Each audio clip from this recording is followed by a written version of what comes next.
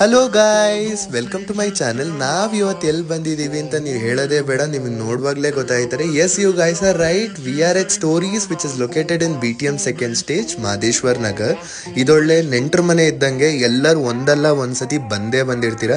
Especially family, friends and get ಟುಗೆದರ್ಗೆ ಇದು ಹೇಳಿ ಮಾಡಿಸಿರೋ ಸ್ಪಾಟ್. ಆ್ಯಂಬಿಯನ್ಸ್ ಅಂತೂ ನೆಕ್ಸ್ಟ್ ಲೆವೆಲ್ ಇದೆ.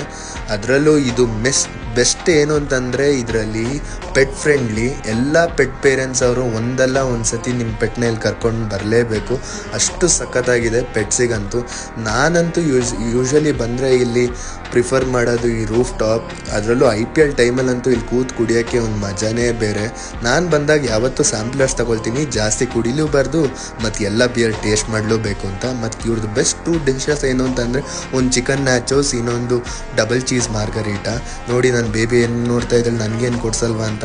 ಎಸ್ ರೈಟ್, ಇಲ್ಲಿ ಡಾಗ್ ಫುಡ್ಸು ಅವೈಲೇಬಲ್ ಇದೆ.